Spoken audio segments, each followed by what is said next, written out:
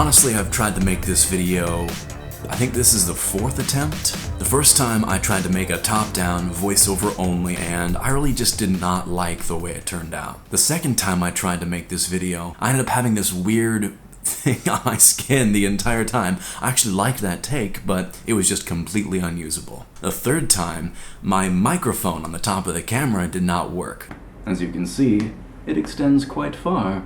So hopefully it's working right now. So this is a video on the Fujinon XC 50-230mm f 4.5 to 6.7 lens. Right now it's only going for about $400 on Amazon, B&H, and Adorama. But if you find it used, it's even a better deal. I got this lens because I was going to be going on a safari in Northern Tanzania, and all I had was the 18-55mm kit lens, which I'm recording this video on right now, as well as this lens right here, the Samyang 12mm f 2.0 lens. I wanted to really be able to reach out and take pictures of animals from far away, and I didn't really have that range in the lenses that I had. What I really would have liked to do is get the 100-400mm lens that Fuji makes, but it's a really expensive lens. So ultimately it came down to the 50-230 and the 55-200. The 55-200 is a pretty great lens. It's an XF lens, and Fujifilm's XF lineup of lenses is their more premium lens lineup,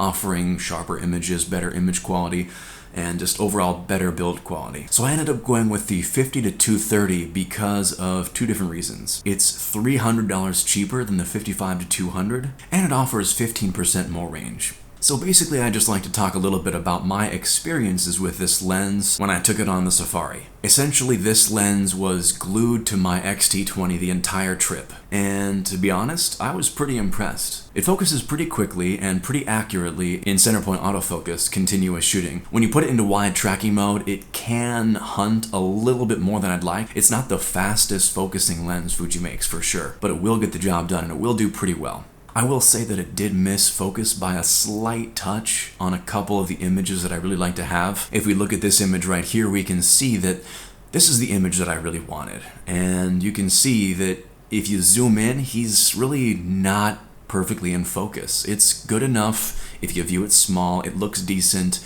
and it's probably good enough for Instagram or small applications like that, but it's not good enough if you're trying to use it for anything other than those applications. But if we look at the picture that I took right before that one, this image is perfectly in focus, and I like it, but it's not the image that I really wanted to have. Basically, the shot was missed. And it's kind of the same issue with this lion right here. This image right here is definitely in focus, but the one right here, not so much. And I really like this composition. It's not as bad with this image. It's not a common occurrence, but it is something to note. On a lens with this range, you actually get some pretty good background separation. But the thing with this lens is it's a 4.5 to 6.7 aperture. That's a pretty slow lens. I didn't really think that'd be an issue in a safari, and it really wasn't for me. But you might wonder if it's any good for separating the subject from a background. Does it have good bokeh? As you can see, the background separation is pretty solid, even at the minimum focal range of 50mm and 4.5. But if we punch out all the way to 230mm, what does it look like? At an f-stop of 6.7, the background separation is still nice and creamy. I have no complaints whatsoever.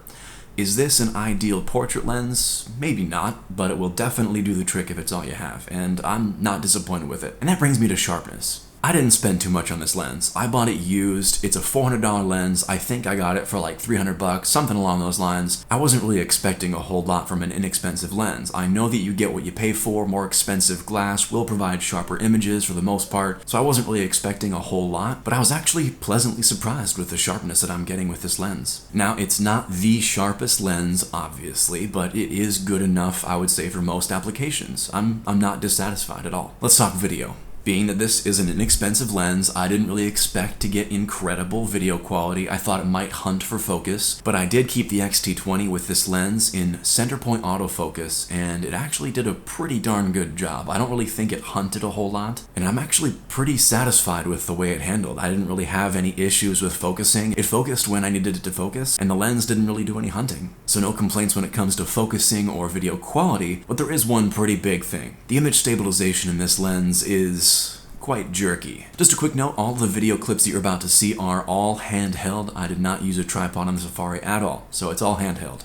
When you're just holding the camera and you're not panning or tilting or anything like that, you're not moving, the lens actually did a pretty good job at stabilizing. I was pretty impressed. But if you do any sort of movement, you can see in these video clips that the image stabilization is actually quite a bit jerky, and that can be kind of an issue for anybody doing some sort of professional production.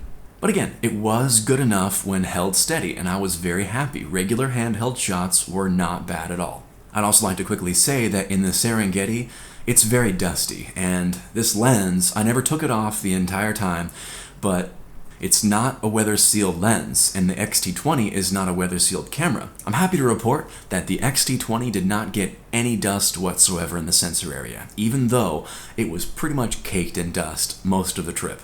Ultimately, I'd say the 50-230 is a pretty fantastic lens for $400, especially if you find it used and get it for even cheaper than that. It offers a pretty solid focal range, focuses pretty fast for the most part, and provides pretty great sharpness and image quality, in addition to great background separation. Yes, better lenses do exist, but for $400, you really can't go wrong with this lens. If you're considering this lens, I'd say go for it. It's definitely worth the money, it'll provide you more range, and the image quality is more than decent. So I'm going to leave you now with a few more images that I took on this trip. All of them were taken with this lens and the XT20. Thanks a bunch for watching. If you did not completely hate this video, go ahead and press the like button, I guess, if you want to. And if you hated it, you know what? Dislike it. Go for it. If you have input, put it in the comments below. And I guess subscribe or something. I don't know. Whatever.